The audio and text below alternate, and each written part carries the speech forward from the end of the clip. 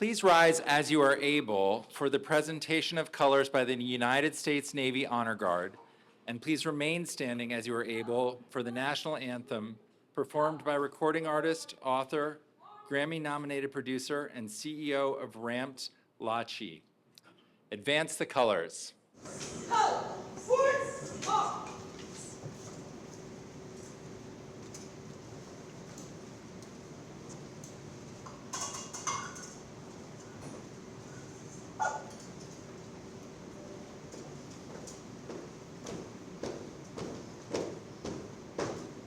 Colors, halt. Colors, present arms.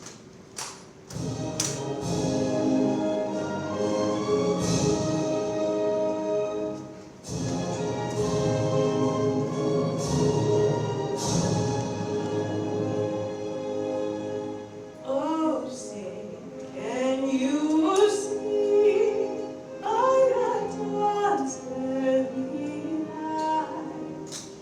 So proudly waved, and the twilight's fast gleaming, whose broad stripes and bright skies through the mountains high, on the ramparts beyond, were still gathered these trees, and the rockets had fled, the bombs bursting in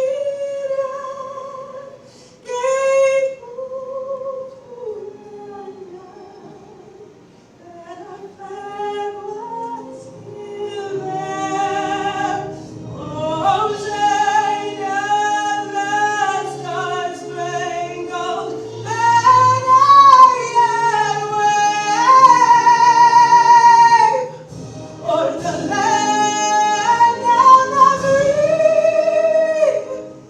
and the home of the brave.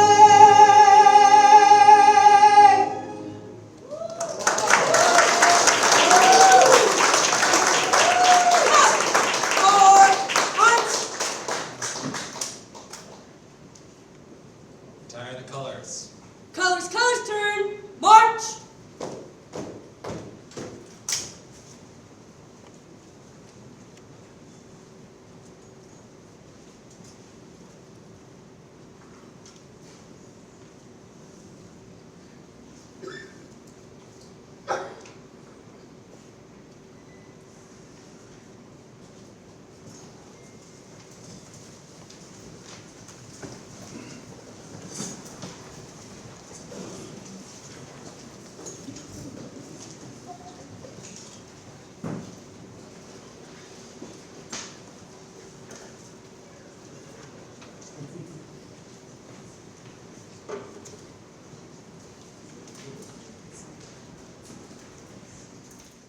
Thank you, Lachi, and thank you to the United States Navy Honor Guard. My name is Jonathan Darman. I'm a journalist and historian.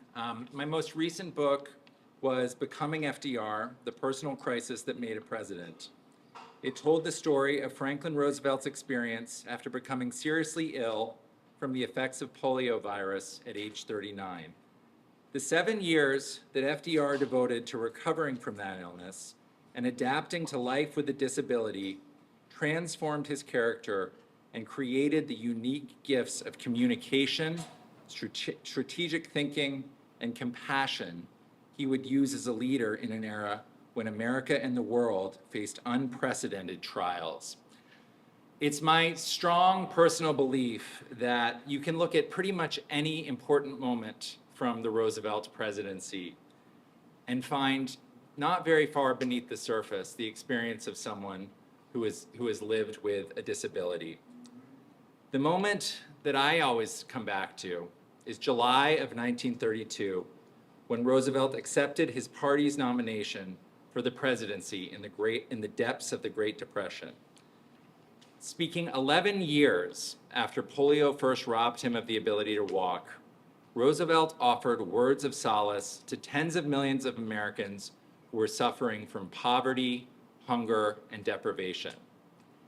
Out of every crisis, he told them, every tribulation, every disaster, mankind rises with some share of greater knowledge, of higher decency, and of purer purpose. And in my work, I've come to understand that Americans believed in Roosevelt's message that night because he believed it. And he believed it because he had lived it in his own life. And so for that reason, it is my distinct honor to welcome you all to this celebration of the 25th anniversary of the completion of the FDR Memorial and the FDR wheelchair statue. Tonight, we honor all those who played a role in making this memorial a reality, and we take particular pride in recognizing the people and the movement behind the addition of the FDR wheelchair statue. The FDR Memorial was originally dedicated by President Bill Clinton on May 2nd, 1997, without a prominent representation of the disability that helped shape FDR's life. But after years of determined advocacy from the disability community, Congress moved to add a depiction of FDR in a wheelchair to the memorial. That advocacy effort was led by people you will hear about tonight, Mike DeLand, Alan Reich, and Jim Dixon. It was supported by other notable organizations and individuals, including Presidents Ford, Carter, and George H.W. Bush, the actor Christopher Reeve, 16 members of the Roosevelt family, and over 50 disability organizations from all around the country. On January 10th, 2001, President Clinton dedicated the prologue room, which includes the FDR wheelchair statue, calling it, quote, a monument to freedom. The power of the statue, Clinton said, is in its immediacy and its reminder for all who touch and see, who wheel and walk around, that they too are free. We also honor tonight the memorial's designer, the legendary American landscape architect Lawrence Halprin. We honor as well the leading 20th century American artists who contributed work to the memorial, Leonard Baskin, George Siegel, Neil Estern, Tom Hardy, and Robert Graham, who created several works, including the FDR wheelchair statue. Finally, we want to thank the National Park Service, an organization that was dear to Franklin Roosevelt's heart, for their ongoing stewardship of the memorial. Today, 3 million people each year see the wheelchair statue when visiting the memorial. Its enduring presence is a testament to the advocacy, tenacity, and determination of the disability community. In the face of opposition from all over Washington, people with disabilities led a campaign that became a movement, one that won over people's hearts and minds, and, crucially, their pocketbooks as well. Now, to honor 3 of the major leaders of that campaign, I would like to invite Mary Dolan, the Executive Director of the FDR Memorial Foundation, to come forward.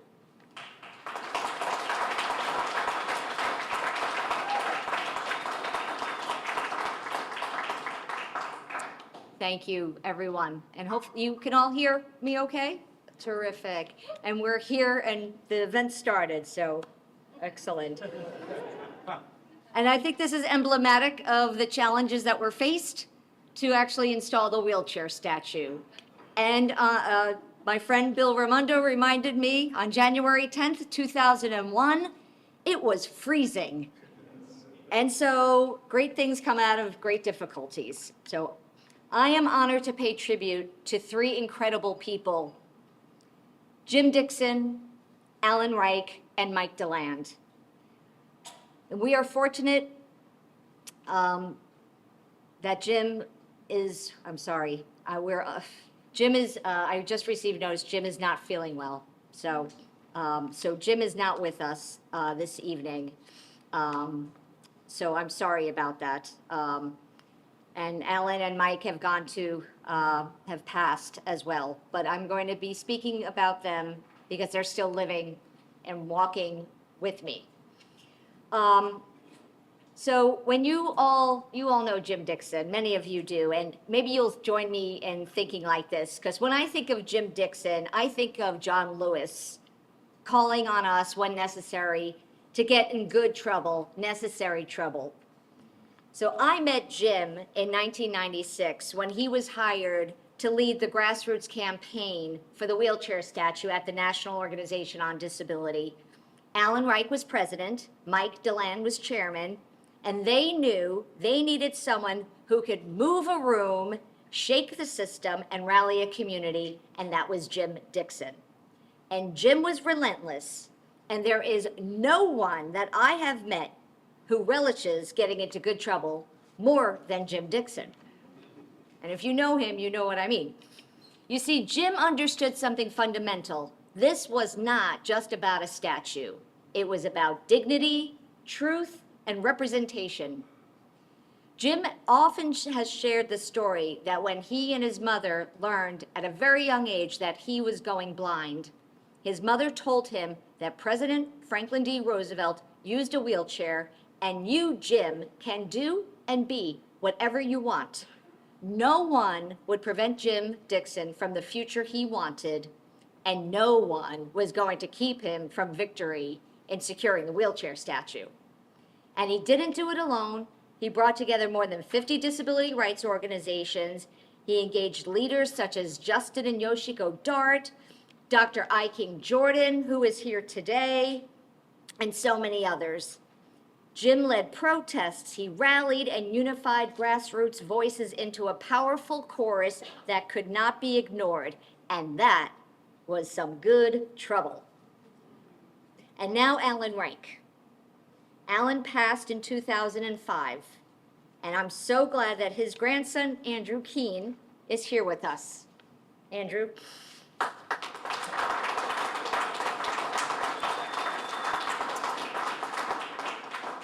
And to show how old I am, I told Andrew today, I remember when he was born, because Alan, it was a family. I have a new grandchild.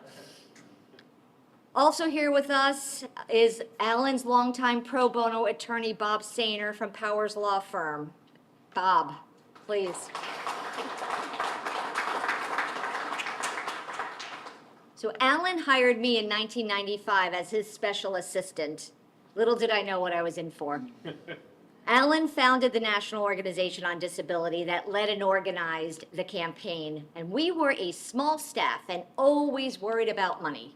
But Alan would say, money follows good ideas, and I think you would all agree that taking on this campaign was a good idea. But Alan also carried a personal connection to FDR. Even though Alan was a Republican, he had a very strong connection to FDR. Like FDR, Alan's life changed overnight. For Alan, it was a spinal cord injury. Like FDR, he was told his future would be limited. But like FDR, he went on to have a remarkable career, which included helping lead the campaign for the wheelchair statue. And then there's Mike DeLand, who passed in 2019. And I'm sorry that Jane DeLand, his widow and a co-founder of this organization, could not be with us tonight. But while the statue would not be there without Mike, this organization would not be here without Jane. So Mike was laser focused and tirelessly worked the political establishment and the media, and with Alan led the fundraising. One of his most memorable quotes was, "It would be unconscionable for school children to walk through the memorial and not know that FDR used a wheelchair."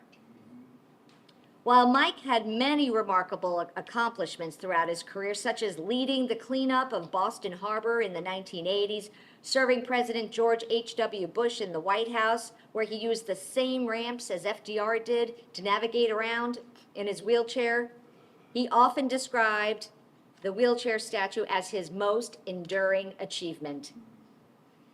I would like to conclude my remarks by reading to you an excerpt from Mike's speech from the dedication of the statue on that cold January 10th, 2001, in the presence of then President Bill Clinton, and other luminaries. "We join here today in glorious celebration of the completion of this inspiring memorial to President Roosevelt. And now, and for all time, thanks to Bob Graham's magnificent statue, people will know Roosevelt as he was. We will understand the full measure of the man. What can be more transcending and unifying to not just to America's 54 million and the world's 1/2 billion disabled, but to all? School children who visit this memorial later today, in 5 years and 500 years from now, will know that FDR led the nation and the world from his wheelchair. They will know that in America, anything is possible. Thank you.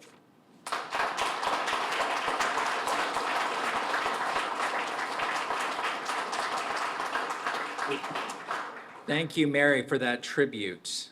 There are many ingredients that make a memorial a reality, including advocacy, but also money. This memorial was built with federal and private donations. So now I want to invite Helena Berger, Chair of the Board of Directors, to come forward and share a few words about some very special donors.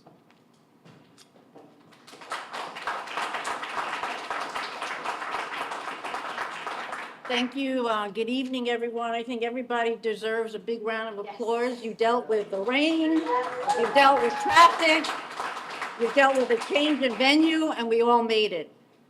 So it's great to see so many friends in the audience and new friends.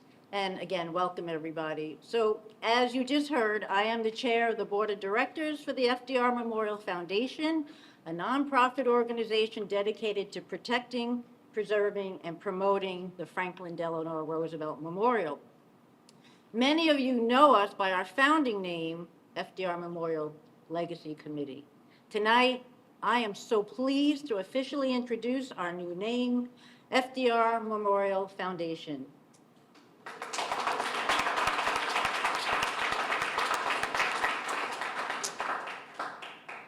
We are proud to host this, I'm sorry, that's right.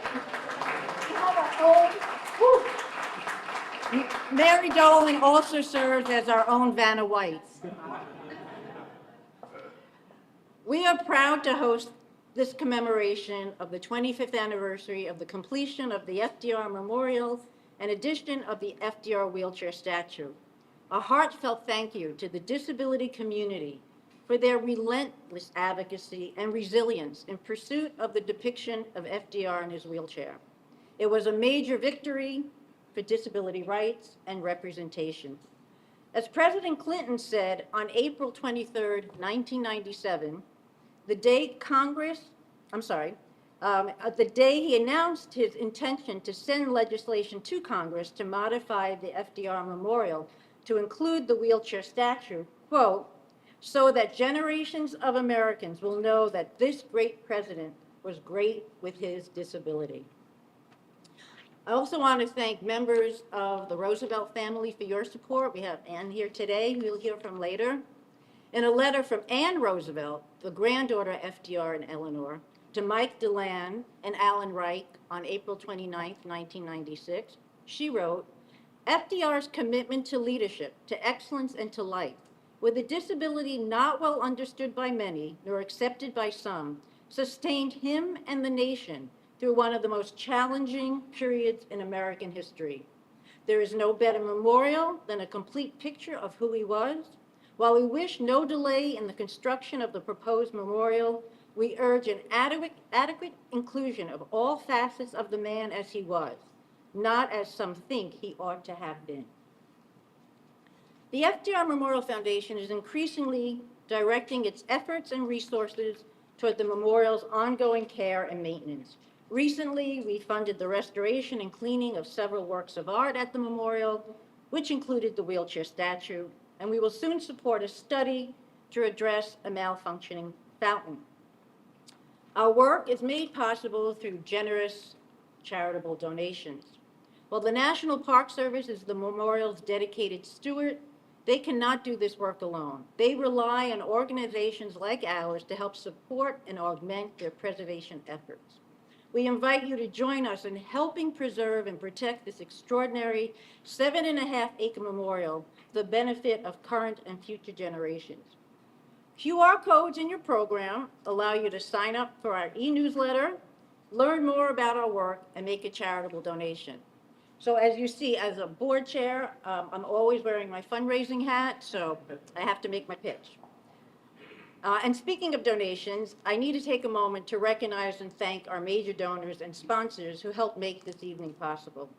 Diamond sponsors, Gordon and Laura Gunn Foundation, Judy and Peter Bloom Kovler Foundation, and Dr. Lucy R. Waleski.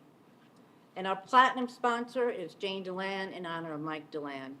I had some comments in my remarks specifically for Peter and Judy Kovler. Even though they're not here today, I want for the record to make those remarks so everybody realizes how crucial they've been to our organization. So a special thank you and acknowledgement of their unwavering support, which has sustained this organization. So much of what we have accomplished would not have been possible without their generous support. We owe them a debt of gratitude for always being there when we critically needed their help and for playing a key role in supporting the memorial's construction and specifically the addition of the FDR wheelchair statue. Judy and Peter, through their foundation, are the largest benefactors of the FDR Memorial. Additional sponsors are listed in your program book, and we are grateful to everyone who has contributed to this anniversary. I know we have some folks in the audience who are sponsors, so if you could wave your hand. Katie, yes, so thank you, everyone.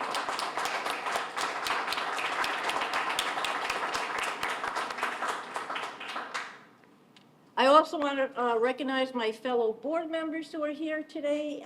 Also, if you could either stand or raise your hand, Brian Coyne and Joe Diaz.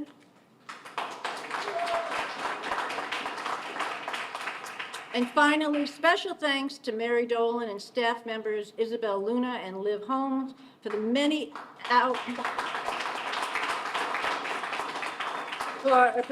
hours they have dedicated to ensuring the success of this event. Mary's passion, commitment, and endless hours of hard work, day in and day out, and I know this firsthand because I'm usually at the end of those emails, I should say on the other end of those emails and on the other end of those Zoom meetings, deserves another round of applause.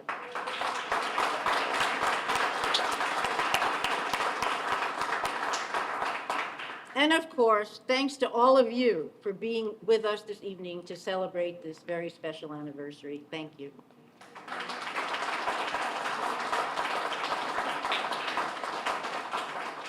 Thank you, Helena. It's my privilege tonight to introduce U.S. Senator Tom Harkin. Senator Harkin retired from the Senate in 2015. Prior to his service in the Senate, he was a member of the House from 1974 to 1984.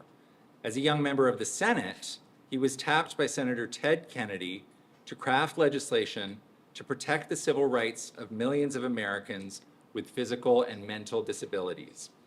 He knew firsthand about the challenges facing people with disabilities from his late brother, Frank, who was deaf from an early age. That became his signature legislative achievement, the Americans with Disabilities Act. Senator Harkin oversees the Harkin Institute for Public Policy and Citizen Engagement at Drake University. He's an active member of the FDR Committee's advisory board and is the co-chair of this anniversary celebration and a lifelong admirer of FDR.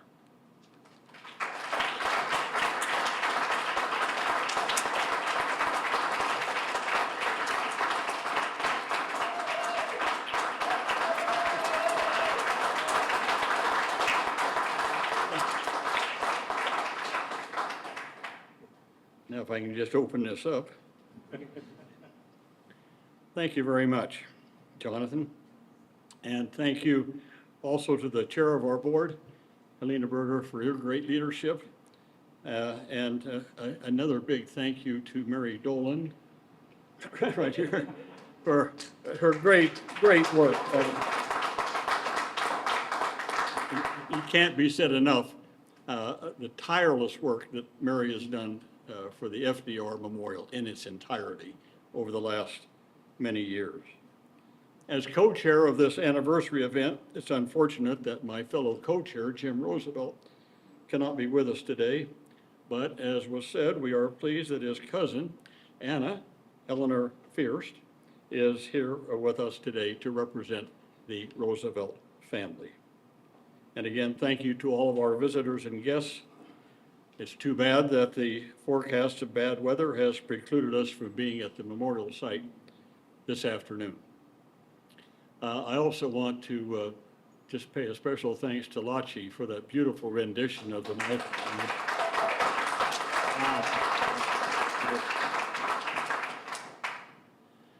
The addition of the statue of FDR in his wheelchair came about after a strenuous and challenging campaign by the disability community.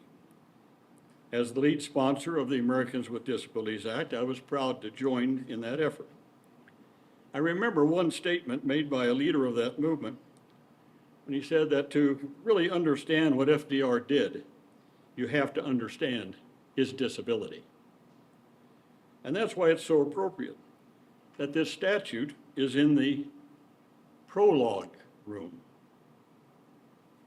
of the memorial. It's the first thing that you encounter as you enter the memorial. So I looked up the meaning of prologue. It is, and I quote from the dictionary, a separate introductory section of a literary or dramatic work which establishes the context, the setting, and provides background details before the main story begins. The prologue provides crucial earlier information that enhances the observer's understanding and serves as a vital backstory. I believe that is so appropriate here. Think about the trajectory of FDR's life. He was born and raised in a powerful and wealthy family. His cousin Theodore, of course, was President of the United States. His early life seemed charmed. Think about it. He was elected to the New York State Senate as a state senator in 1910. He was only 28 years old. He served there for 2 years. And then President Wilson made him the Assistant Secretary of the Navy, where he served during the entire Wilson administration, except in 1920, he became the Democratic Party's vice presidential nominee on the ticket with James Cox. Of course, that ticket was defeated by the ticket of Warren Harding and Calvin Coolidge. But at that point, FDR was seen as the next nominee for president on the Democratic ticket. But in 1928, or 1921, just the next year, at the age of 39, FDR contracted polio. He saw his hopes and dreams of future political office dashed by the reality of his disability. So he embarked on a quest to cure and to overcome his polio and his inability to walk. This led him to parts of the country and to people and situations that he had never encountered before. It led him to a small rural outpost called Warm Springs, Georgia, where he met people and families that did not come from his slice of society. He ventured out into the countryside with his hand-driven car that's still at Warm Springs, and visited some schools and schools where black children went that didn't even have electricity. I visited the site outside of Warm Springs where he loved to sit on a ridge overlooking a beautiful valley, except that that valley had been decimated by overlogging and the cutting of trees. These encounters must have had a profound effect on him, because 2 of the programs he initiated in the New Deal, first initiated, were what? rural electrification, and the Civilian Conservation Corps. While at Warm Springs, he met and associated with many young people stricken by polio, who were brave and determined to overcome their disability and lead good and meaningful lives. I believe this also had a profound effect on him. So for the next several years, this is what FDR focused on. I believe the world he saw during these years of trying to find his cure for polio informed his deep belief that the power of government could be utilized to help alleviate much of the social and economic injustice that plagued America and mankind in general. And he used the power of the government to do just that. I speak of this firsthand. In 1939, my father was 54 years old. He had a 6th grade education, was married to my mother, an immigrant from Yugoslavia, had 5 children and one on the way, me. My father had been a coal miner in his early life, and then he did some small farming and lost it in the Depression. In 1939, he was broke, destitute, and no place to turn. 4 months to the day before I was born, he was hired by the WPA, the Works Progress Administration, as a laborer. He had a paying job. They worked on building recreational lakes and school buildings, some still used today. FDR's WPA saved my family. I still have my dad's WPA card. I framed it, and I kept it on a wall in my office for 30 years while I served in the U.S. Senate. It was what I would see as I left my office to go vote or to go to a committee meeting. That framed card, which I saw when I went out my door, said to me, remember how you got here and why you're here. That framed card now hangs proudly at the Harkin Institute for Public Policy at Drake University in Des Moines. Stop and see us sometime the next time you're visiting Des Moines, which I'm sure you do often. We have the most accessible building in America for people with disabilities. Amen. At that institute. Well, there are countless stories like this. My family was not unique. You can meet families like this all over America. Think of the families and the elderly who have been helped and saved because of Social Security alone. So this memorial, in its entirety, stands as a fitting and enduring tribute to the impact of FDR and the New Deal. This memorial must be preserved for future generations. And the prologue room, with the statue of FDR in his wheelchair, gives the backstory that enhances our understanding of the entire memorial. I want to join also in thanking the National Park Service for their ongoing stewardship of the memorial. I want to thank the FDR Memorial Foundation for their leadership and the raising of funds necessary for repairs and maintenance and cleaning. I urge all to be generous in your support of this FDR Memorial Foundation. Thank you.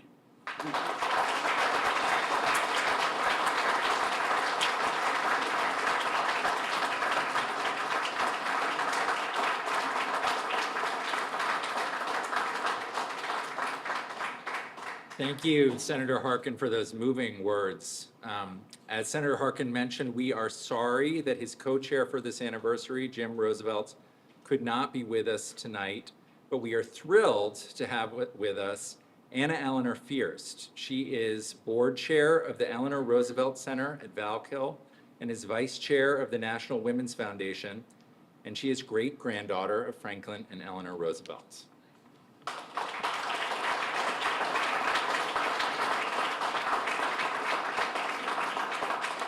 So, good evening to you all, and again, many thanks. I'm sure you'll get many more through the evening. To you, Mary. It's wonderful to be here, and also in the presence of some of those who worked for so many years.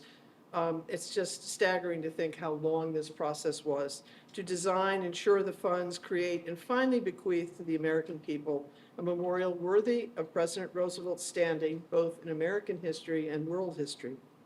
I was there at the dedication in 1997, and I will never forget the sense of awe as we walked in after the speeches were over. We walked in, a sense of reverence, really, for Mr. Halpern's evocation of the terrible times and the staggering challenges faced by FDR. Before I say more, I want to add on behalf of most family members, probably all of them, that we are so grateful for the artistry of Robert Graham, who sculpted, as we all know now, the wheelchair image of the president. In its simplicity, it expresses such great dignity, and especially paired with a sense and the feeling of strength and the can-do posture. I've been looking at it online and really studied how he evoked that. There was a bit of controversy, I have to say, when the statue was proposed as an addition to the established memorial. But as both Eleanor and Franklin would have noted, controversy is good, as it forces people to think. The most interesting result from this debate is that once Mr. Graham's work was placed, there was a sense of immediate acceptance. It was kind of a sense of, this is right. And that, yes, this was actually a much needed addition. It was such an incredible experience to feel that for people. So thank you to those who had the courage to say, wait, we need something. We need something that shows more of the man behind that famous cape. This was the same person whose clear tenor voice spoke the words chiseled into these walls. I wrote this when I thought we'd be actually there, so sorry. Whether the president communicated to Americans from a wooden kitchen chair on wheels or from a car's backseat somewhere in the rural America, there was behind it all a sense of determination and drive to improve the lives of the forgotten man, and later to bring down dictatorships on both sides of the globe. There is both, I feel, peace and tension in the sculptures, stonework, and water features that absolutely compel a visitor to keep moving through to the next room, as though this is an amazing book that has to be finished. What is most interesting to me as I wander through on random visits is how tourists relate to these images and spaces. It's hard, really. I mean, if I don't want to get too close to people, but I like to eavesdrop on conversations.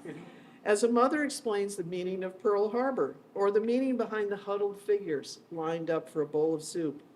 And the most amusing thing is to hear children say, what is that box with a speaker that this man is bent toward? I'm reminded of an oral interview I recorded with a woman who was almost 100 years old at the time. Her father owned the only good-sized radio in her rural county of North Carolina. So dirt farmers would journey in their farm wagons to her house, and she felt very proud of that when the president was scheduled to speak on his fireside chats.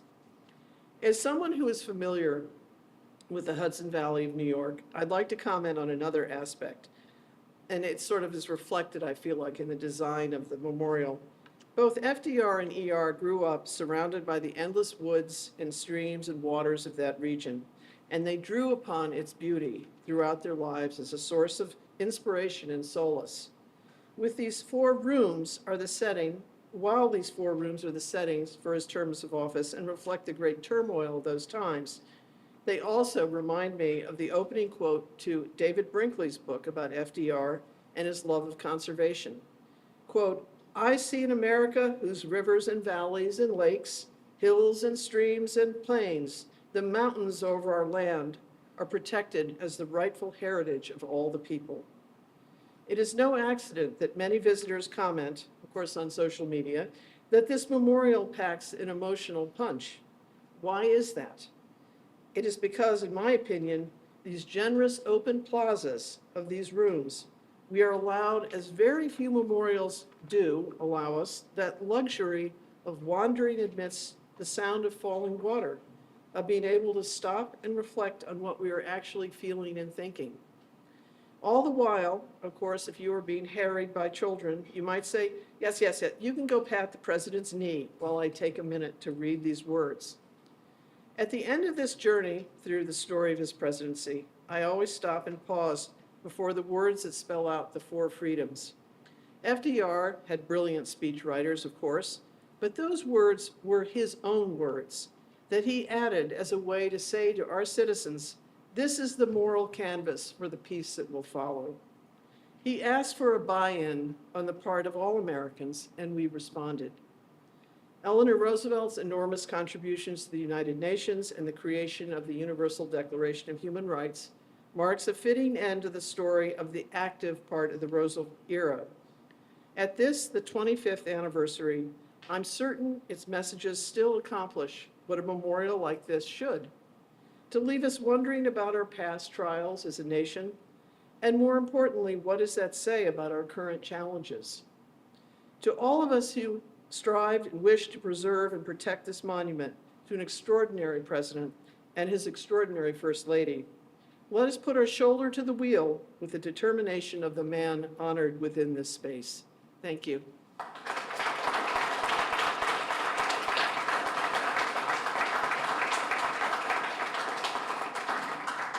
Thank you. I think, those of us who spend time thinking about and studying Franklin and Eleanor Roosevelt's and their shared mission to ease human suffering and promote human rights in the world, if you spend time thinking about that, you become aware of the incredible seriousness of purpose with which members of the Roosevelt family see themselves as stewards of that legacy. And I think we should all be very grateful for that tonight.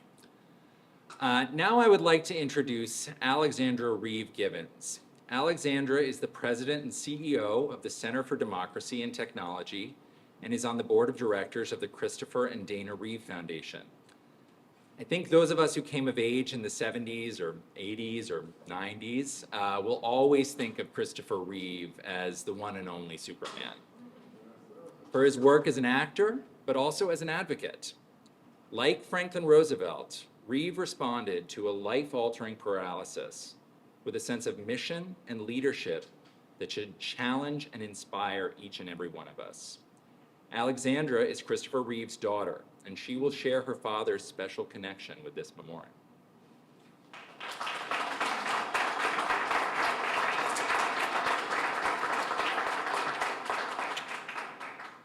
Thank you so much. It really is a pleasure to be here tonight to honor the 25th anniversary of this powerful memorial. I am here tonight indeed as a daughter, and also as a DC local whose children love running around the FDR Memorial, where for the first time they can encounter a US president at eye level. They can touch his shiny knee, where every other kid has wanted to touch his shiny knee, and see that he is human, that he is touchable, that he is real. As someone who leads a civil rights organization for a living and serves on the board of the Christopher and Dana Reeve Foundation, I also come tonight as an advocate who believes that the lessons of FDR and of the Wheelchair Memorial are needed now more than ever. Many of you know my dad for donning blue tights and a cape. The lesser known secret about him is that he was a nerd for history and for politics and policy in particular.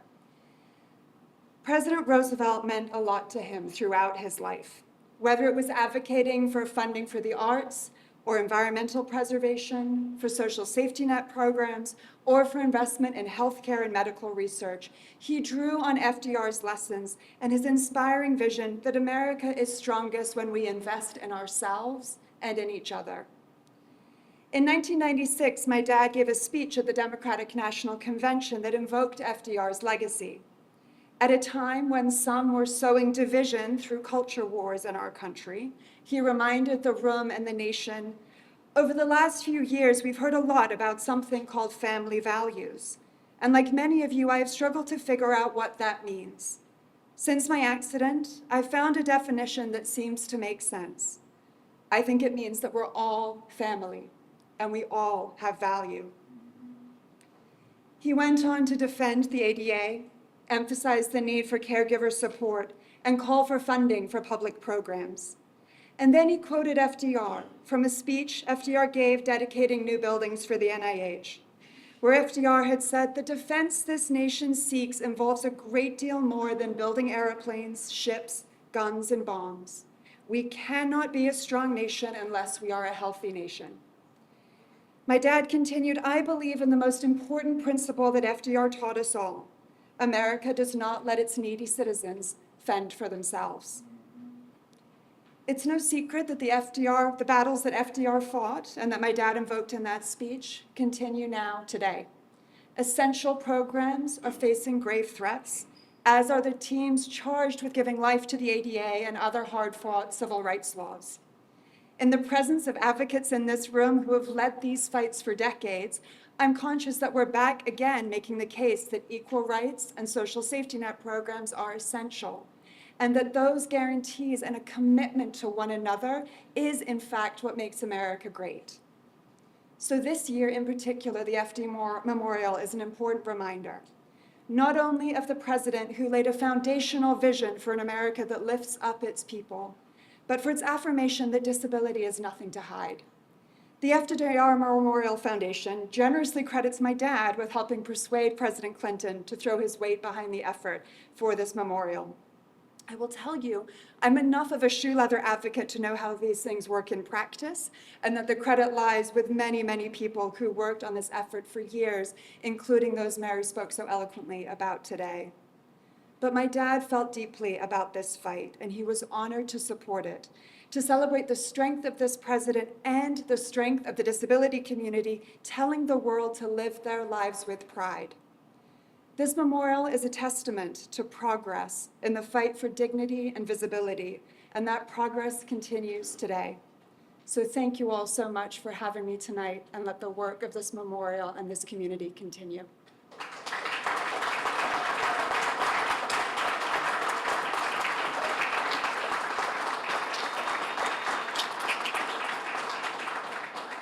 I'm very pleased now to introduce Regan Linton, an actor, writer, filmmaker, playwright, and star of the theatrical production FDR's Very Happy Hour. Regan, come on up.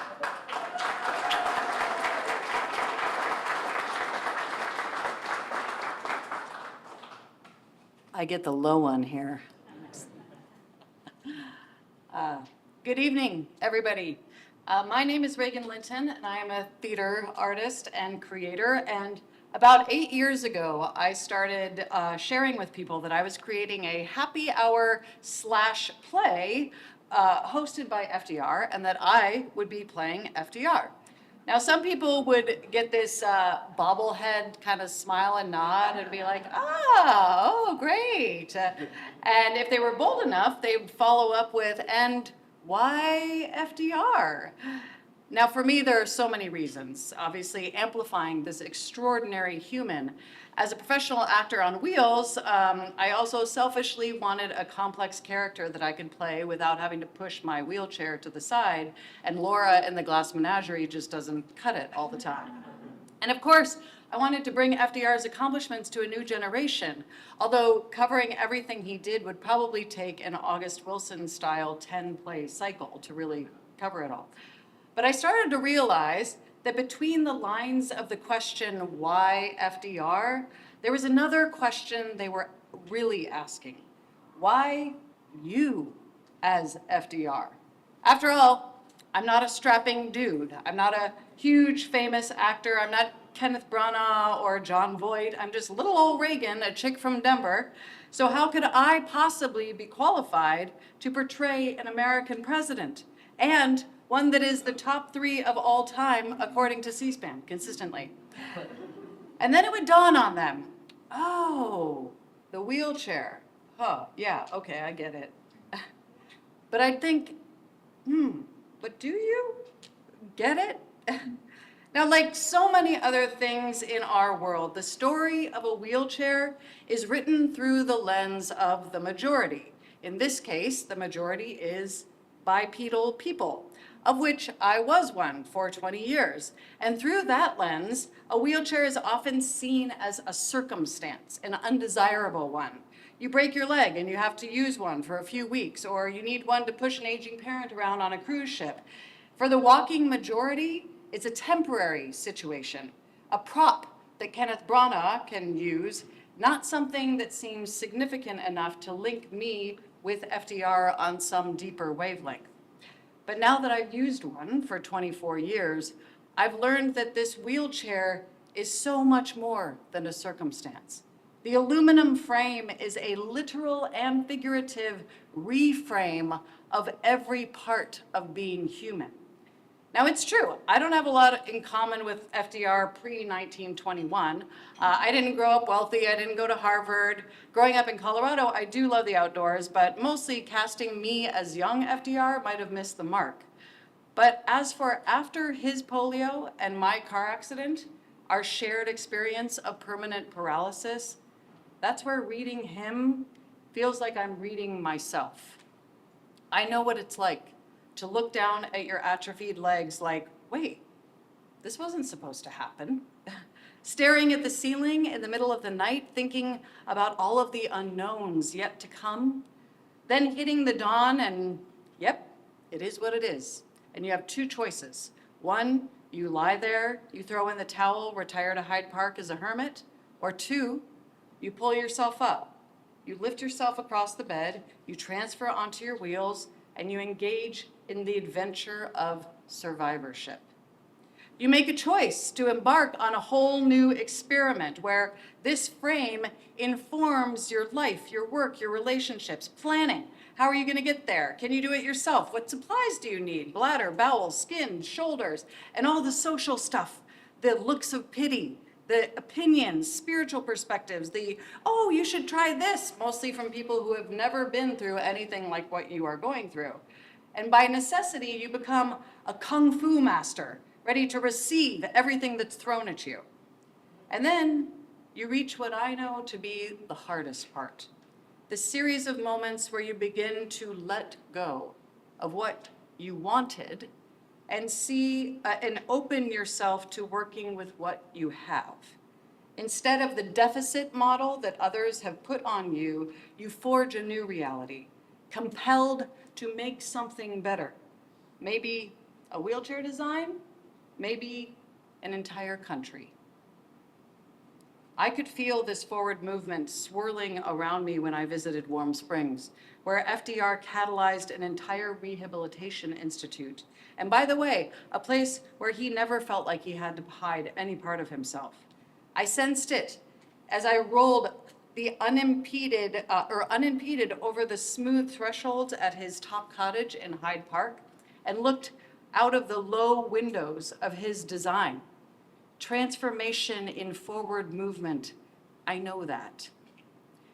It makes me think about how some faith traditions say that God is change, that our most miraculous divine experiences come in the moments of having to morph, adjust, adapt.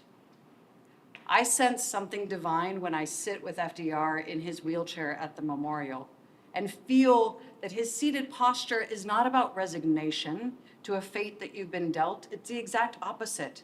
Wheels are built for mobility and momentum. FDR's wheelchair posture is about survivorship, a grounded sage embodying both confidence and vulnerability as he moves forward. And yes, also present are the past struggles, but he's not looking back. He's facing life as it is with all the scars, sometimes with hours of pain and exhaustion. And as I heard somebody actually say this past week at the Reeve Foundation Summit, refusing to disappear. This is my why for creating a show about him and bringing him in this wheelchair posture to new generations with a different lens on the assets of disability. Because regardless of what photo documentation does or does not exist, he lived this reality every single moment of his life after age 39. And that's also a why for all of us, For any of us who have stared at the ceiling in the middle of the night wondering what was to come, and yet still moving forward, we all know FDR.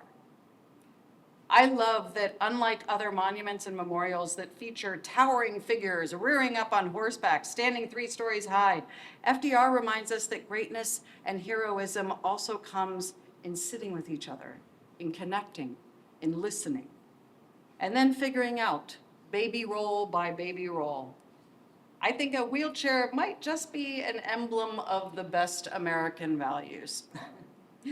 I'm so grateful for the incredible efforts that were taken to have FDR represented in his seated posture. It is a powerful posture, deceivingly powerful, and one that reminds us to keep moving. And now just to wrap up, I would say in a theatrical sense of FDR, I would just like you to repeat after me. Happy days are here again. Oh, you know it, forward, yes. So let's sing a song of cheer again. Happy days are here again. Thank you.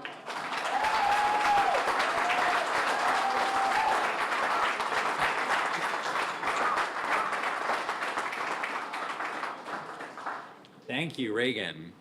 I think as you know, we keep hearing again and again tonight, if you want to understand how Franklin Roosevelt became the man who could lead America through the greatest crises of the 20th century, in a lot of ways, the best place to look is the 7 years, 1921 to 1928, in which his life was chiefly devoted to recovery and rehabilitation from the effects of polio.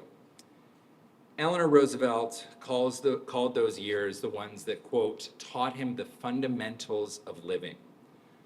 Louis Howe, who was the Roosevelt's closest political and personal advisor, reflected on all the ways FDR was changed and really improved by the time he spent in recovery and rehabilitation. He said, a year or two in bed should be prescribed for all of our statesmen. This is a distinctly nonpartisan evening, but I guess how to put it. Wherever we sit on the political spectrum, maybe we could all think of someone from contemporary American life that we would like to send to bed for a year or two. Howe went on to explain that in those years, FDR, quote, began to see the other fellow's point of view. He thought of others who were ill and affected and in want. He dwelt on things that had not bothered him much before. Lying there, he grew bigger by the day. And of course, the heart of Roosevelt's transformation in those years was his work at the rehabilitation colony in Warm Springs, Georgia. He first visited Warm Springs in October of 1924 after hearing about the supposedly miraculous properties of the spa waters there. He hoped that time at Warm Springs would give him back the ability to walk. I think he had in his head, he had been told that it was sort of a luxurious spa retreat, and the Roosevelts, unfortunately, were very quickly disabused of that notion. Eleanor Roosevelt told a story about their first night at Warm Springs, hearing squirrels running around in the ceiling above their bed in the cottage. And when it was time to make dinner, they said, we're going to have chicken, and she watched the cook go outside and slaughter the chicken herself. But Franklin Roosevelt, on his first full day at Warm Springs, did get into the water there. And I think his first reactions are very telling. He said two things. First, he said, this does feel like magic water. And then he had a second thought. That second thought was, it's a shame that it's only for me. And I think that's what's really miraculous about Warm Springs. Warm Springs did not give Franklin Roosevelt back the ability to walk, but it gave him something that in the course of history would be more consequential. It unlocked this extraordinary compassion and understanding of the suffering of others that he would go on to use in his presidency. In 1926, 100 years ago this spring, he spent a substantial portion of his personal fortune to buy Warm Springs and turn it into a world-class rehabilitation facility and a kind of laboratory for his principles on how people facing great challenge can experience resilience and sustain hope. In just a few years' time, as a president charged with leading the country out of the morass of the Great Depression, Roosevelt would use those exact same principles as the foundation of the New Deal. Throughout his time as president, Roosevelt remained intimately linked to Warm Springs and the people who were seeking rehabilitation there. I think you can say, in a sense, Warm Springs patients understood Franklin Roosevelt about as well as anyone. In the first days of Roosevelt's presidency, there was actually a fair amount of discussion in the press of his paralysis, and not all of it was very charitable. There was a sort of concern that his physical condition might leave him, quote, too weak for the demands of the presidency. And around that time, a Warm Springs patient named George McLaurin wrote an essay responding to that whole conversation and the misperceptions of those who had never experienced disability. He wrote, "Perhaps they cannot understand that the paralysis, which may have made us weaker animals, might compensate by making us stronger men." 81 years after Franklin Roosevelt's death, the Roosevelt Warm Springs Institute remains devoted to helping people with disabilities adapt and thrive. Tonight, I have the privilege to introduce Theo Braddy, Executive Director, National Council on Independent Living. Theo has advocated on behalf of people with disabilities for over 40 years. Following his own injury, he received his rehabilitation at Warm Springs. Before coming to the National Council on Independent Living, Theo was CEO of the Center for Independent Living of Central Pennsylvania for over 30 years.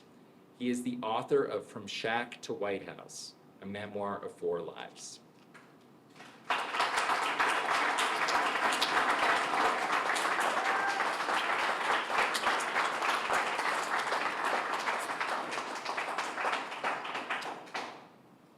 Give me a second here to position myself.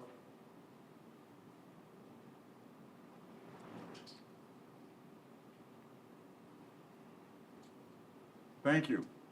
Thank you for that introduction. Let me not pass this moment up. Is Senator Tom Hawkins still here? Thank you. Thank you, sir. I'm not going to pass that.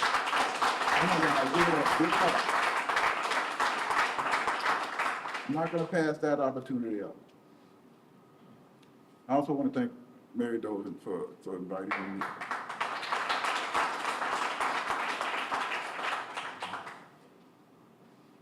So, good afternoon, everyone. Get right into this. I am honored to be here with you all today. And I thought we was going to be at the memorial, but this is okay. This is okay. Because that memorial represents history. But not only history, but truth. And for this moment right here, it's personal. Like he just said, I got a personal story about Warm Springs, Georgia.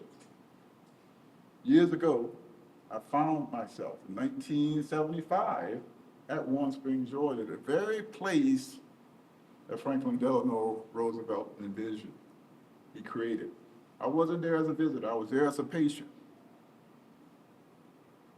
I was a 15-year-old kid who broke his neck playing high school football and became a C4 quadriplegic, very similar to Christopher Reeve. And so that's even in itself very poetic in that he has a connection with this. I was there trying to figure out my life, like many, trying to understand what being a disability meant to me. I was 15 years old, like a kid that's everybody else wanted to play high school football. Go on, play professional basketball like my son. Trying to find my place in this world that really wasn't built or designed for me or many others like me. But what I found, there wasn't rehabilitation. I found my identity. I found a sense of belonging. I found a purpose. And I can say that without hesitation, without that experience, I wouldn't be the man that I am today. Warm Springs, Georgia, the vision that FDR had, put my life toward a trajectory that I impacted a tremendous amount of people living with disabilities in the last 3 to 4 decades. Now, you all don't know me. Many of you all don't know me, so you don't know what I have accomplished. That's why you need to read the book. But, and I don't say this to boast, I have accomplished some amazing things. And I'm not boasting on that.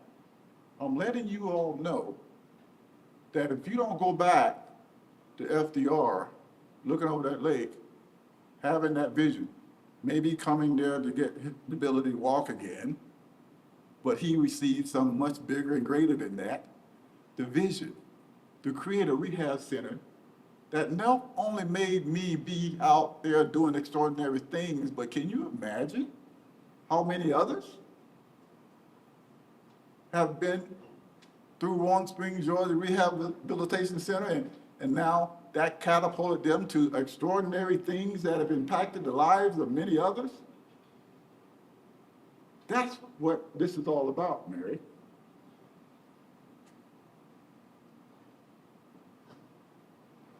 Mary reached out to me, and I was trying to get there last year, but it's always connected to our annual conference, so I couldn't make it.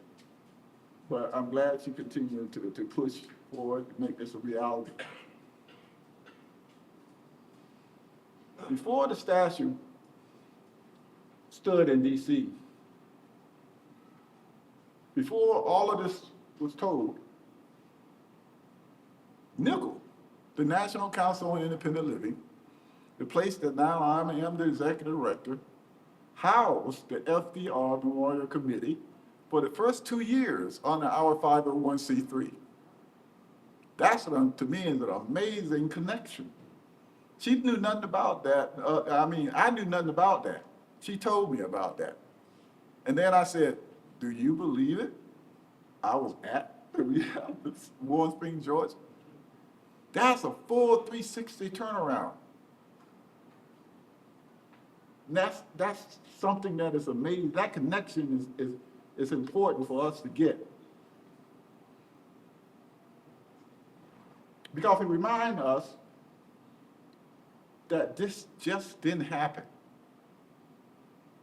It was divine purpose. It was built through advocacy, through perseverance, through persistence, through people, much like you in this room, who also shared and built on that vision that FDR had.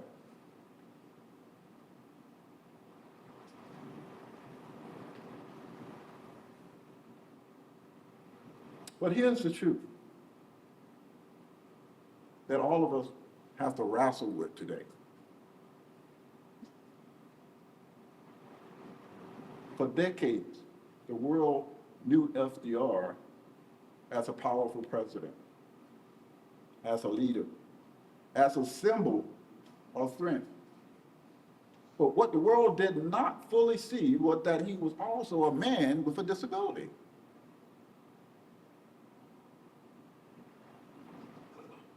That part of his story was hidden, managed, kept out of sight. And that matters. It really does. Because when disability is hidden, it sends a message. It tells the world that disability is something to be ashamed of, something to cover up, something that cannot exist alongside leadership, power, or greatness. That's why that statue matters. That's why it's all about truth. FDR in his wheelchair, not hidden, not minimized, but fully seen. But fully seen. Fully human, fully powerful. And let it be clear, this just didn't happen by accident. It didn't. Me coming to Warren Springs, Georgia in 1975, based on a vision that FDR had, that sent me through all the things that I went through, the seed was planted in Warren Springs, Georgia.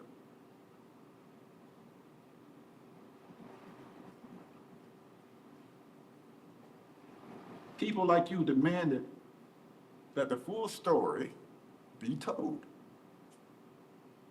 That's a blessing to me. Because in that full story being told, my story being told right here, that nobody would have known about.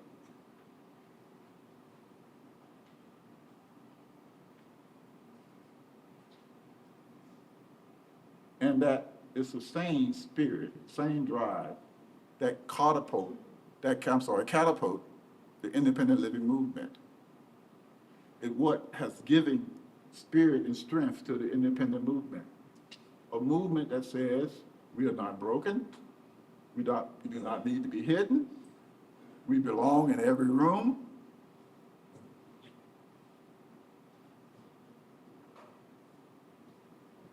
We belong at every table and every decision that affect our daily lives.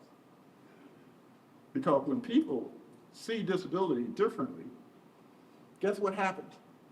Policy changes, system change, opportunities are expanded, and lives, just like mine, opens up. FDR didn't lead this country through crisis.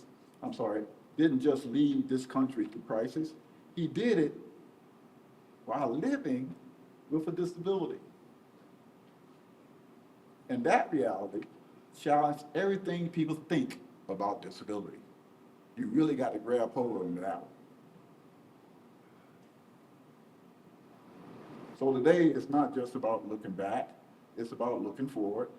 It's about asking what stories are still being hidden. What voices are still being left out? And more importantly, what are we willing to do about it?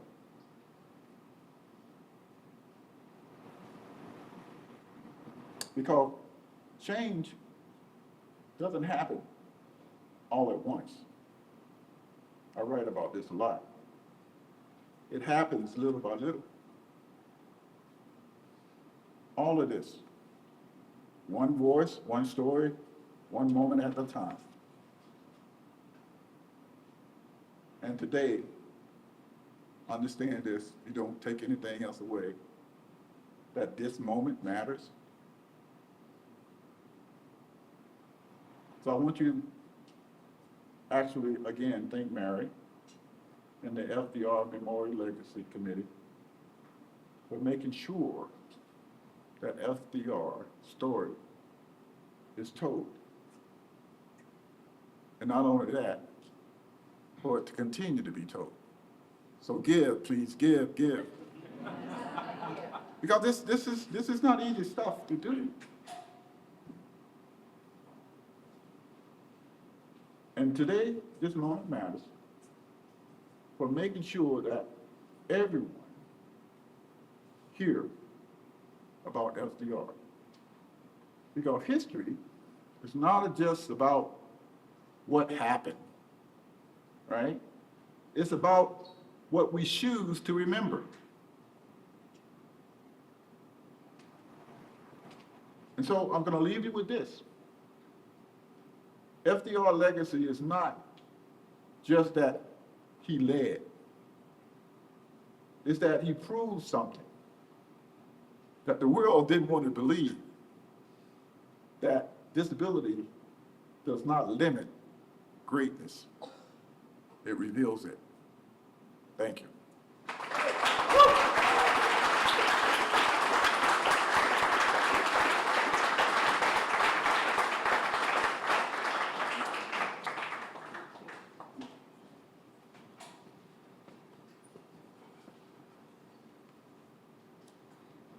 Thank you, Theo, for those important words. William Raimondo is a career firefighter with the city of Hackensack, New Jersey, and is a lieutenant with the Volunteer Fire Department of Palisades Park, New Jersey. Public service runs in his family. His father was a career firefighter, and his wife Giovanna, who is here today, is an EMT, and his mother worked in public service at their local high school. So now I would like to invite Bill to tell us about his first experience in public service, which happened in 6th grade back in Palisades Park, New Jersey.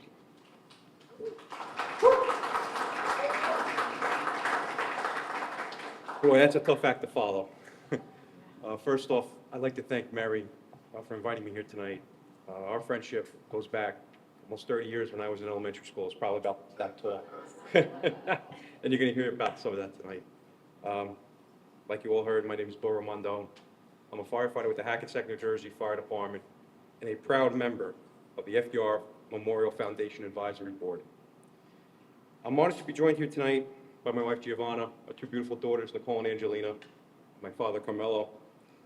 My late mother Karen is here with us in spirit, and ironically, she shared the same birthday as President Roosevelt of January 30th. Alan made a point of that at the Rendezvous with Destiny campaign kickoff. Clearly, like many of you in this room, our family has a very special connection with President Roosevelt and that beautiful memorial we're celebrating here tonight. For the past 9,254 days, the wheelchair statue of President Roosevelt has inspired people of all ages, both with and without a disability. It illustrates what one man was capable of while resiliently navigating the world from his wheelchair. But it also shows us what we are all capable of when we work together to create a positive change. Many of us here have heard of this fight by disabilities advocates like Michael Deland, Alan Reich, Jim Dixon, and Senator Tom Harkin, to have this statue become a reality. But the truth is, this uphill battle involves so many other people, including a small group of 12 and 13-year-old students from Northern New Jersey Elementary School. In the early spring of 1996, at the Lindbergh Elementary School in Palisades Park, New Jersey, my 6th grade history teacher, Mrs. Sherry Sabin, was preparing for a lesson on the 1940s and the New Deal. While on her break, she came across a newspaper article, what my daughters would never understand today, about the new FDR Memorial and the controversy of there not being a depiction of President Roosevelt in his wheelchair. That news article planted the seeds of what she thought was going to be a simple lesson on current events, but would soon blossom into something much greater for our class. As that lesson progressed, my classmates and I found ourselves questioning the reasoning behind this. Why wasn't President Roosevelt being shown as he truly was? And as the days went on, the greater question of what we could do to possibly change this had begun to take hold. By what felt like an act of divine intervention for the mid-1990s, no internet back then, my teacher, Ms. Sabin, was able to find the phone number for a disability advocacy group called the National Organization on Disability. She was able to speak to their president and founder, Alan Reich. The two of them spoke at some length about the growing controversy and what we could do to help. And a few weeks later, Alan actually came to our school. I was one of the lucky students that was selected to greet and welcome him. Alan, like many of you know, was in a wheelchair just like President Roosevelt. And as he rolled himself into the auditorium that day, the students went wild. I think, looking back on that time, the young students believed that Alan was President Roosevelt. His visit, along with our strong youthful belief that the president should be shown as he truly was, led us to start making plans for a fundraiser. Now, if you have not been to an old-fashioned elementary school bake sale in the 1990s, let me tell you, it took a lot of brownies, a lot of cookies, and a lot of cupcakes to raise a mere $378.50 to help at that time. But that seemingly small amount of money would go on to help raise more than $1.65 million during the Rendezvous with Destiny campaign. And in January of 2001, those funds would ultimately make that additional room for that magnificent memorial a reality. This evening, it is my hope that that statue continues to stand not only as a tribute to a great leader, but as a reminder of what is possible when people of all ages choose to act. Yes, sir. It represents the power of inclusion, the importance and truth in how we tell our nation's stories, and our limitless ability to create meaningful change together, not just for ourselves, but for generations to come. Thank you.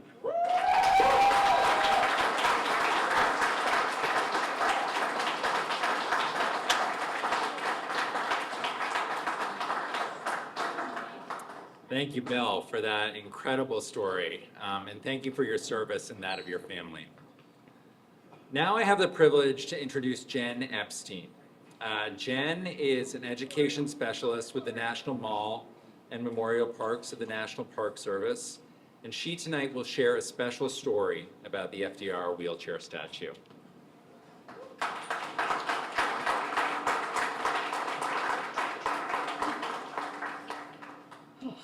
Good evening, everybody. I am the education specialist at the National Mall and Memorial Parks, which means that I get to take students around all the different memorials. I yesterday spent some time with fourth graders and took them to the wheelchair statue. So I have the great fortune of being able to do that on a pretty regular basis, and it's always a really important stop. I've worked at the National Mall a very long time. My first day, I got there in June of 1998. I spent 3 very long weeks at the Lincoln Memorial. It's tough on the feet if you have to stand up there all day long. So a lot of time at Lincoln. And my first day at the FDR Memorial was in July. July? It had to have been a month. The day that they were announcing the addition of the statue. And I will tell you, at my own personal risk, perhaps, in this room, I come from a history background, and I had just come to DC for this job, and I had studied FDR a bit. I had 2 grandparents from New York City in the Depression who would not let me say a bad word about FDR. I grew up about an hour from Hyde Park. So I was of the, oh, this is dangerous. I was of the camp that said, if FDR didn't want to be seen like that, then what's with this statue we're adding? And this is my first day working at this memorial. So you can imagine what a scene it's going to be, right? Vice President Al Gore is coming. Secret Service is going to be there. There's going to be all these people.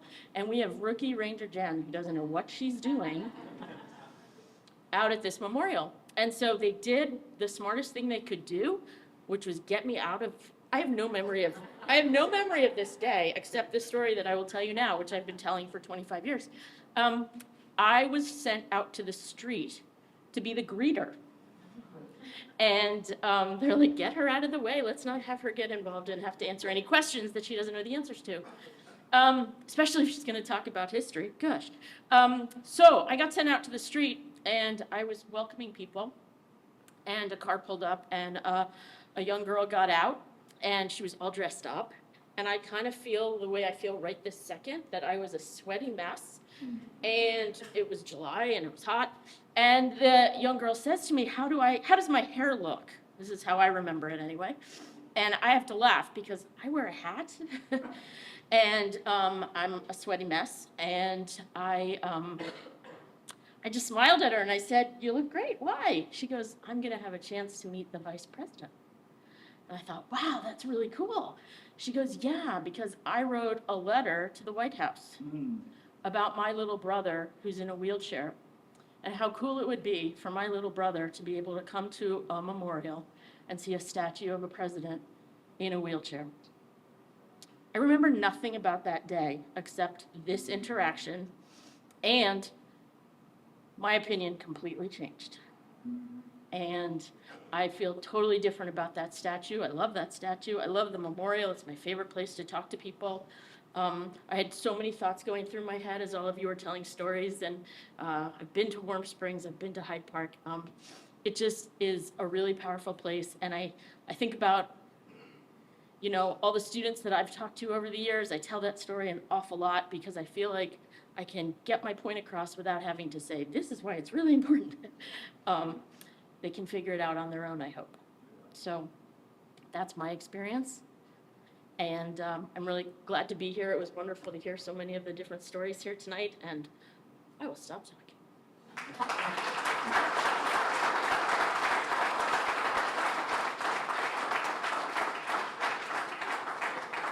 Thank you, Jen, for. That's my daughter. Thank you.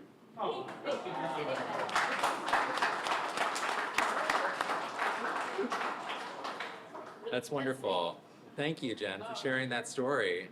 History is storytelling, and you have enriched the lives of thousands of people through your work. We thank you and the National Park Service for your ongoing stewardship of this magnificent site. So far tonight, we have talked about advocacy. We've talked about the money it takes to make a memorial, storytelling to keep the memorial alive and relevant. But without the artists and those who actually built the memorial, we would have nothing but ideas on paper. So now I have the privilege to introduce Noriko Fujinami, who worked with the memorial artist Robert Graham.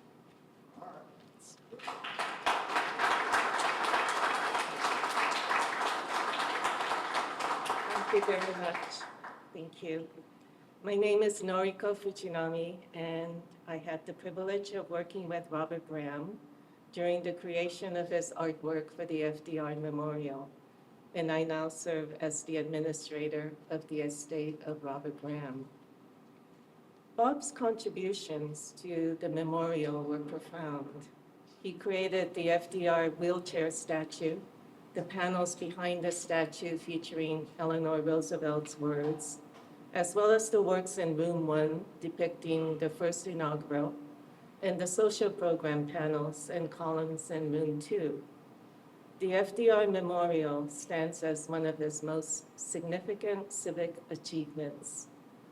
Bob's widow, the Academy Award-winning actress, Angelica Houston, regrets that she is unable to be here with us today, but she has sent a message that I would like to share. Angelica says, among Bob's civic tributes to beloved public figures, his proudest achievement was his work on the FDR Memorial. Bob did not want to make a literal piece that was an illustration of historical events. The part of Roosevelt's presidency that he connected the most were the social programs, the creation of millions of jobs and safety nets. Bob's contribution was a large bronze bas-relief depicting Roosevelt riding in a motorcade at his first inauguration. He also created the 5 panels with 5 monolithic corresponding cylinders in negative relief, which described the 54 social programs instated by FDR's government under the New Deal. Bob had been involved in the project for more than 2 decades, and I remember him being so pleased when his friends would visit his studio and he would show them that the columns could function as molds. He would give them some clay, they could make 3-dimensional impressions of the imagery. Bob loved things that were tangible and tactile. When the memorial was first dedicated in 1997, it did not include a depiction of FDR's disability. In the spring of '98, Bob was commissioned to create another piece for the FDR Memorial, a life-size bronze portrait of Roosevelt in his wheelchair. Bob was extremely proud of this and really wanted to convey a sense of resilience and optimism, something that showed this man was not affected by his disability and went on to function as a great president. A monument of hope, something that would always be relevant throughout history. We returned to DC for the dedication on January 10th, 2001. I know Bob would be deeply moved to know that today, the FDR Memorial is one of the most popular in Washington and has close to 3 million visitors each year. I thank each and every one of you for being here today. Thank you, Angelica. I would also like to take a moment to recognize the many artists whose work shapes and enriches this memorial alongside Robert Graham.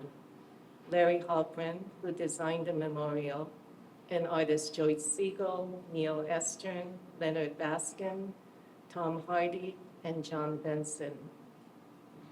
And we are also fortunate to have with us today several individuals who work closely with these artists and continue to play an important role in the memorial's care and preservation. We loosely call ourselves the original team, and I count myself among them. And please stand to be recognized. I would like to recognize Stephen Koch, landscape architect. Stephen is the landscape architect who collaborated with Larry Halprin during the memorial's final design phase. Patrick Quigley, the original lighting designer for the memorial. And Gino Viscuso, a young man who was trained by the original Compton design and build team. Thank you. I was here 25 years ago with Larry Halprin and Bob Graham for the dedication of the memorial, a treasured memory that still lives within me. And it's an honor to be here today, and I'm so moved by everyone's words and stories that you've shared with us, and to commemorate this FDR memorial. Thank you so much, and I am deeply grateful to be here. Thank you, Mary. Thank you, all of you, for this opportunity.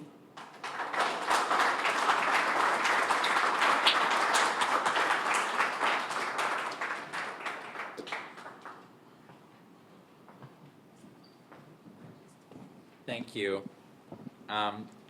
I have the privilege to introduce to you once more Lachi. Lachi is a world-touring recording artist, award-winning music executive, disability culture champion, Recording Academy National Trustee, producer of a Grammy-nominated album, and author of the book I Identify as Blind. Lachi will close out this amazing evening. And on completion of her performance, we invite you to join us in the next room for a reception to continue the celebration.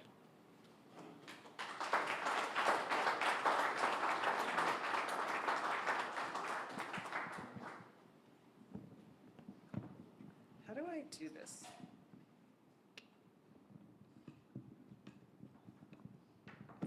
Oh.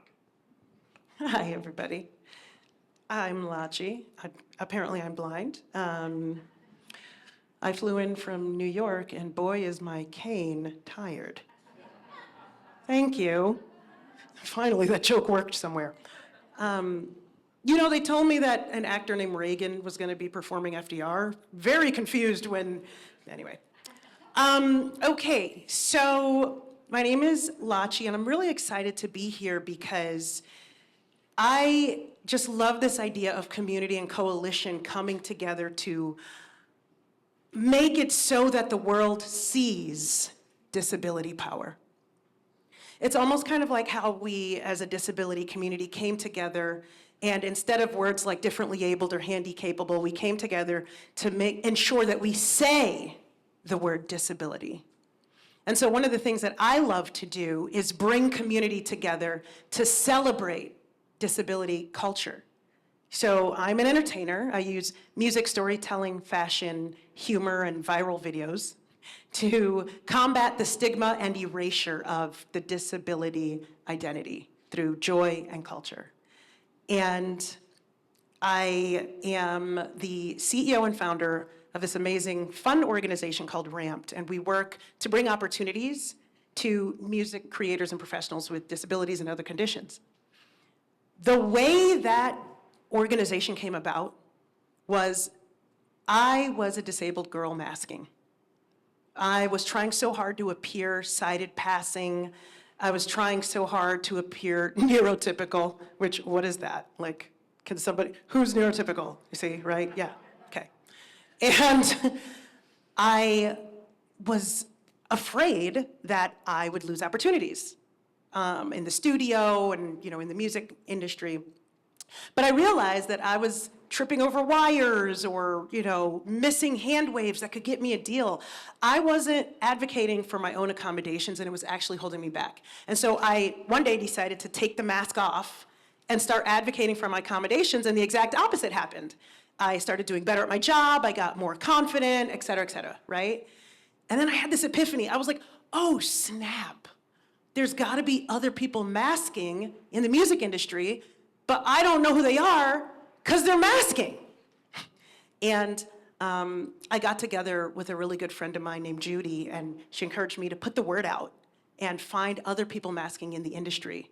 And then that's how Ramped eventually formed. We became this coalition that worked to make, making Sony more inclusive, Netflix, we worked with Grammys, we're the ones that got the ASL on the red carpet. So we came together to do some really amazing things. And I'm only saying this, I'm saying these things, and I'm getting to a point. A couple years later, I had said the phrase, I identify as blind, and it went viral. And it went so viral that I got a book deal. And I was like, oh, Penguin Random House. And they're like, write a story about yourself. And I couldn't, as I sat there trying to write about myself and identifying as blind, I came to another epiphany. That I don't own Disability Incorporated. And if I'm gonna put this story out, it has to be everybody's story. And so I went out and I interviewed 50 people and went and studied our histories, our culture. What is disability culture? It's our stories, but it's also our stories of yore. It's our heroes. And so I wanted to put our heroes in this book, people of the future, people of the past, and people of the present. So the book is not only I identify as blind, it is I identify as blind, a brazen celebration of disability culture. And then after that, I got a deal from a music label that said, put out a music album about disability. And again, I said, how many people can I get on this album that have disabilities or neurodivergence? So right now we're creating an album with 50 musicians with disabilities and neurodivergence that we're putting out in July called Magnificent, so go check it out. That part was a shameless plug.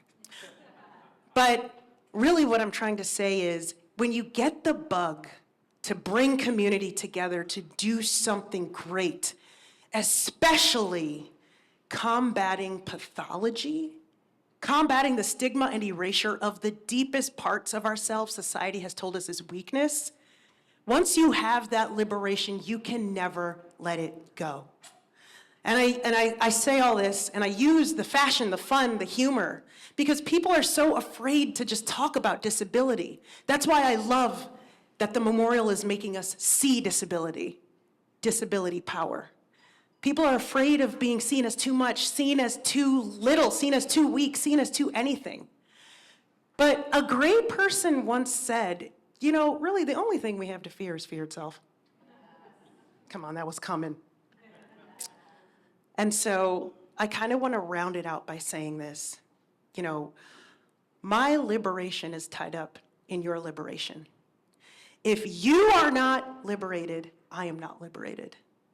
And this is what FDR really was able to embody by bringing the entire nation with him to his liberation. But my liberation is not only tied up with you, it's tied up with the next generation of young folks who do or do not identify with disability.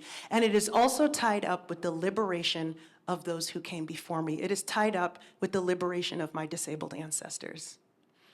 So with all that being said, I want to sing a little number for you folks that I wrote for a friend of mine, the friend Judy, human, who had encouraged me to build Ramped. This song is called Lift Me Up. It again went viral back in 2023. And after I sing it for you guys, you're all gonna go to Spotify and make it go viral again. I hope you guys enjoy. This song is called Lift Me Up.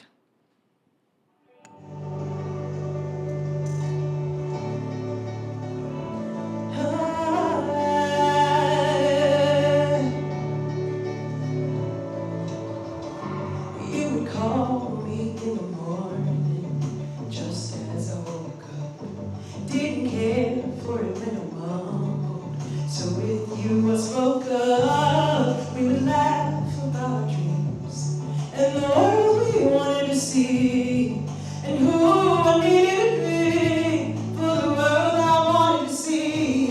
Rain would be against my window, we drown it out. Be the darkest depths of winter, where your light shines down. When the world I'm not spinning, feeling stuck here on the ground. You lift me up, when the days get way too rough, and the stars don't shine enough.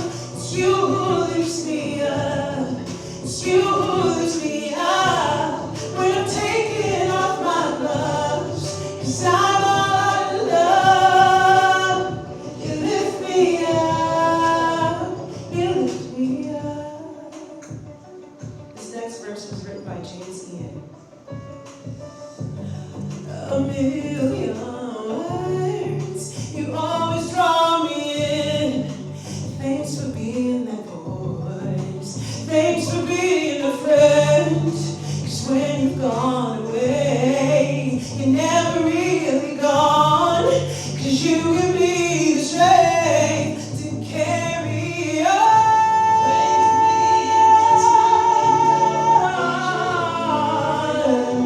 Be the darkest depths of winter, where the light shines down. When the world got my head spinning, feeling stuck here on the ground. You lift me up, when the days get way too rough, and the stars don't shine enough. It's you who lifts me up, it's you who lifts me up. When I'm taking off my gloves, 'cause I'm all out of love. You lift me up, you lift me up. R.I.P. Judy Newman, R.I.P. Braddy, R.I.P. FDR. When the days get way too rough,